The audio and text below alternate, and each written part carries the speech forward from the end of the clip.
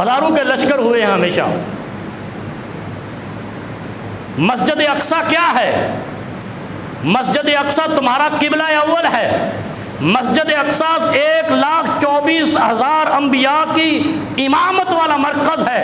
مسجد اقصیٰ وہ ہے جس کے سارے انبیاء کی سفر معراج میں تمہارے نبی نے امامت کی ہے۔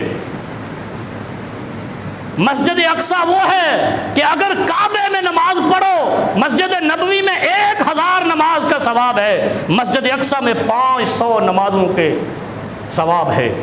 آج بھی اجر اتنا ہی ہے۔ جس کے دفاع کے لیے، جس کی عظمت اور وقار کے لیے اسماعیل ہانیہ نے اپنا پورا خاندان اور خود کو قربان کیا ہے، کوئی ہے ایسی مثال دنیا کے اندر کوئی دے سکتا ہو؟ اور پھر سنو، شہید کے لیے اللہ نے اجر کتنا رکھا ہے۔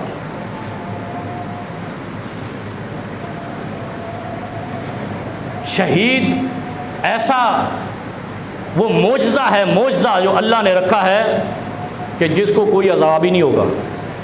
لیکن شہید بھی پھر وہ فضیلت والا کہ جو اللہ کے عظیم گھر اور سب سے پہلے گھر اور قبلہ اول للمسلمین کے لیے قربان ہو جائے۔ 8 خوبیاں رکھی ہیں شہید کے لیے جو باقی مومنوں سے الگ ہیں۔ شہید کی نمازوں کا حساب نہیں ہوگا، شہید کے گناہوں کا بھی حساب نہیں ہوگا۔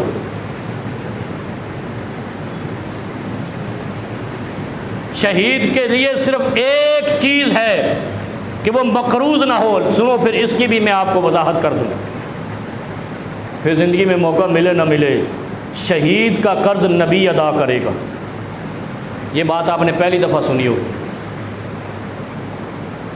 جو اللہ کے راستے میں، اللہ کے دین کے نفاذ کے لیے، غلبے کے لیے اور امت مسلمہ کے تحفظ کے لیے قربان ہو جائے، کل حشر کے میدان میں اگر وہ شہید مقروض بھی ہوا تو اس کا قرض، جو قرض خواہ ہے، اللہ رب العالمین اس قرض خواہ کو خود راضی کریں گے کہ تو اس کا قرض معاف کر دے۔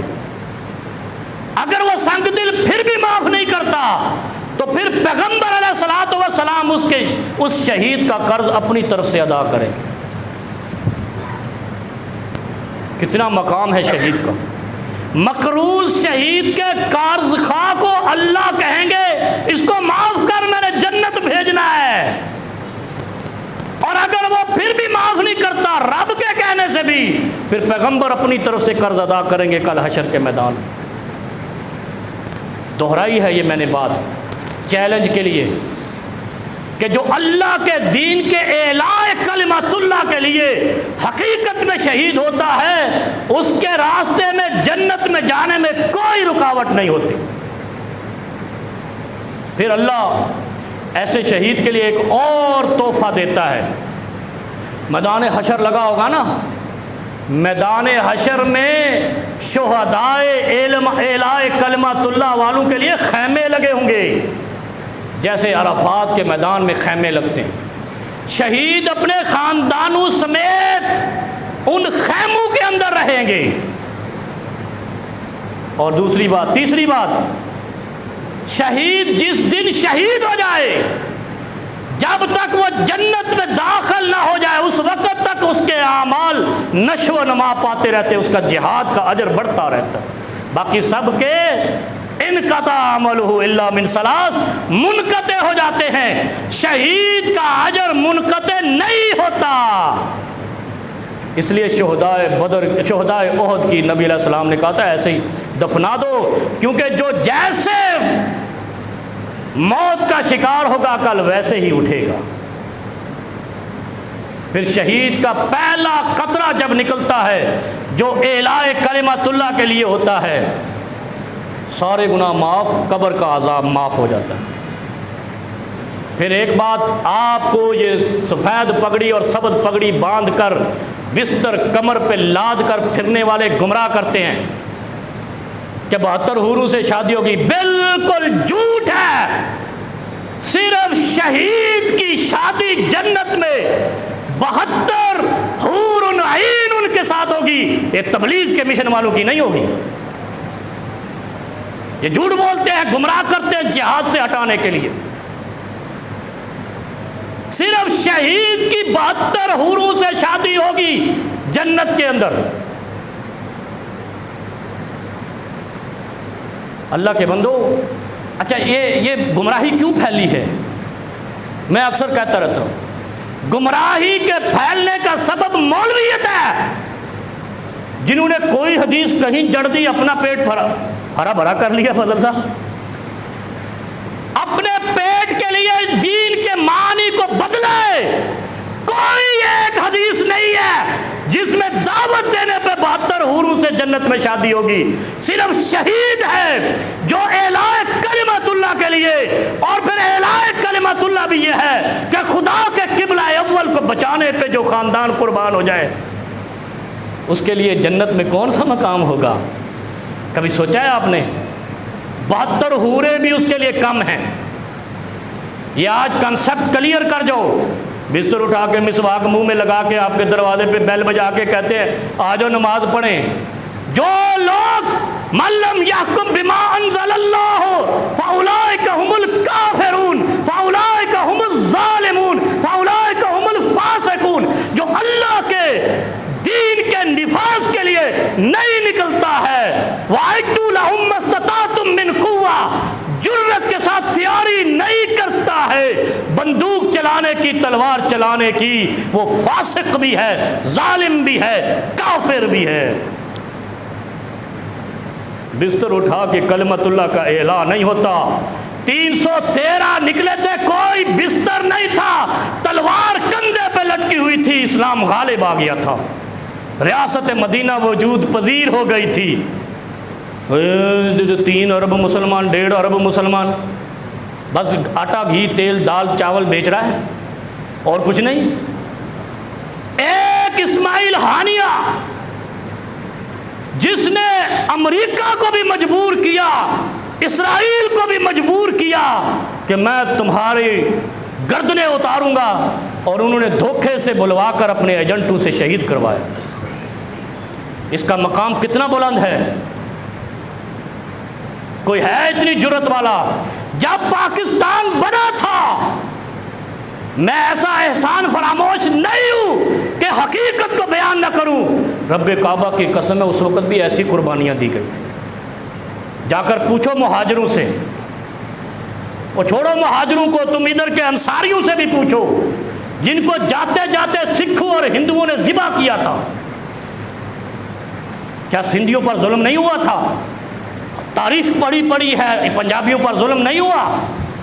جب یہاں سے سکھ اور ہندو گئے، مہاجر تو وہاں سے آئے، جب یہاں سے ان کو خالی کروایا گیا تو کتنے ظالم ظلم کر کے گئے۔ اس وقت جو قربان ہوئے وہ بھی شہدائے کلمت اللہ ہے۔ کیوں کلمت اللہ ہے؟ جتنے مہاجر آئے کیوں آئے تھے؟ یہ الو کے پٹے یہاں دوسروں کو ووٹ دے کے حق غصب کروانے آئے تھے؟ نہیں، اتنے احمق نہیں تھے جو ہجرت کر کے آئے، سوچ سمجھ کے آئے تھے۔ اگر سمجھ نہ آئے کسی چیز کی تو بندہ ادھر جاتا ہی نہیں ہے۔ مہاجروں کو سمجھ آ گئی تھی پاکستان کا مطلب کیا، لا الہ الا اللہ، ہم دنیا میں اسلام کی مثال بنیں گے مدینے کے بعد۔ لیکن وہ کیا بنے؟ ہم واقعی مثال بن گئے دنیا کے لیے، دغا اور دھوکہ اور فراڈ اور ظلم اور بربریت اور منافقت کی۔ اور اگر حقیقت میں جو کلمے کا نعرہ لگایا تھا، یہ دھوکہ دیا تھا اسلام کو پلین کے ساتھ، گوروں کی آکسفورڈ یونیورسٹی میں بیٹھ کر دیا گیا تھا، یہ گوروں کی برطانیہ میں بیٹھی ہوئی پارلیمنٹ کے اندر دیا گیا تھا اس وقت کی، کہ کوئی ایسے لوگ تیار کرو کہ ہم نے ایمپریس مارکیٹ میں علماء کو اپنی توپوں کے سامنے باندھ کر اڑا دیا ہے، بڑا ظلم کیا ہے اسلام پسندوں کے ساتھ۔ کوئی اپنے ایجنٹ تیار کرو جو وہاں جا کر کلمہ لا الہ الا اللہ کا نفاذ نہ کرے۔ یہ بڑی تلخ تاریخ ہے، اس پہ غداری کے فتوے لگتے ہیں۔ فتوے نہیں لگتے، آرڈر لگتے، فتوے تو مفتی لگاتے۔ اس بر صغیر کے ساتھ ظلم گوروں نے کیا۔ اچھا، ہم کنٹریکٹ بیس پہ اس ملک کو چلا رہے ہیں، ہم گوروں کے کنٹریکٹر ہیں، یہ نواز شریف، یہ فلانے زرداری، یہ شہباز شریف اور یہ سارا چکر جو چلا رکھا ہے نا، یہ ان کے کنٹریکٹر ہیں۔ اگر کنٹریکٹر نہ ہو تو آپ کے خزانے کا مال ان کو دیں ہر مہینے جا کر۔ کنٹریکٹر ہی دیتا ہے نا باس کو مال، مالک کو مال دیتا ہے، بھی تیرا اتنا بچا باقی میرا ہے۔ آپ کے ملک کے ساتھ بھی یہی ہو رہا ہے۔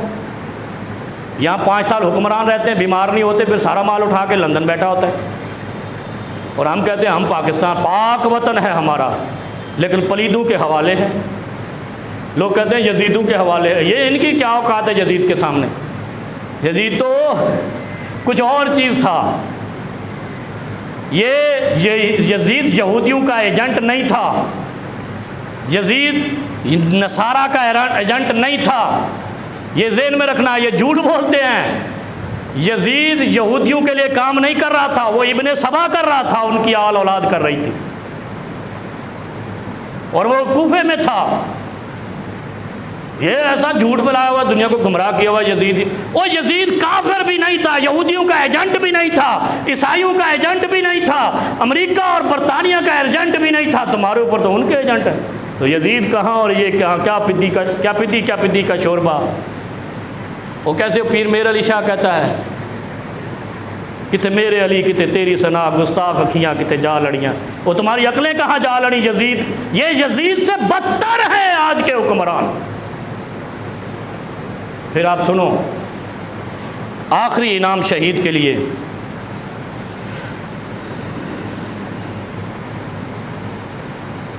شہید کا درجہ، بڑی بات کرنے لگا، دل پہ ہاتھ رکھ لینا، نبیوں سے بھی افضل ہے۔ نبی افضل صرف درجۃ النبوت کی وجہ سے، نبی شہید سے افضل اپنے درجہ نبوت کی وجہ سے رہ جاتا ہے، ورنہ شہید اعلاء کلمۃ اللہ والا نبیوں جتنا اجر پائے گا۔ سمجھ لو ذرا، یہ باتیں تھوڑی سی اس لیے کہ آپ لوگوں کے لیے یہ نئی ہیں، ہمیں ایسا درس ہی نہیں دیا تھا۔ ہم نے وہ تاریخ، ہم نے ہمارے ادھر گوروں کے ایجنٹ جب سے مسلط ہوئے ہیں، ہماری تاریخ جو ڈیوائیڈیشن کی تھی نا، تقسیم کی جو تاریخ تھی، وہ ہم نے بدل دی ہے۔ ہم نے ٹیمپرنگ کی ہے اپنے سلیبس میں، ہم نے کوئی اور سلیبس بچوں کو پڑھایا ہے، جس میں ہمیں عیدی کی فضیلت پڑھائی گئی، پتہ نہیں وہ کس کس خاتون کی فضیلتیں پڑھائی جاتی ہیں، پتہ نہیں ہم نے کس کس کی، یہاں ابھی نام نہیں لیتا ہوں۔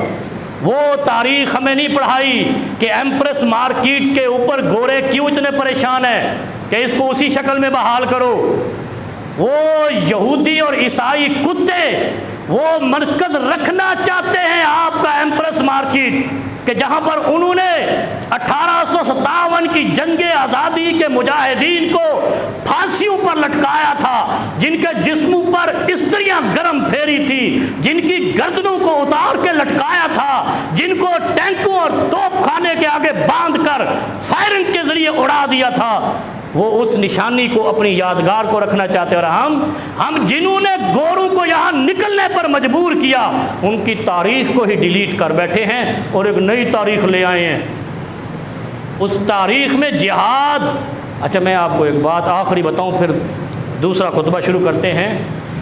آپ کے ملک میں گوروں کی ایک نشانی اور بتا دوں، بڑی مہنگی ہے، اگر کوئی مولوی بیٹھا ہے تو اس سے ہاتھ جوڑ کے پہلے ہی الطاف بھائی معافی مانگتا ہوں، ہر حکمران نے یہاں پاکٹ کا مولوی رکھا ہے۔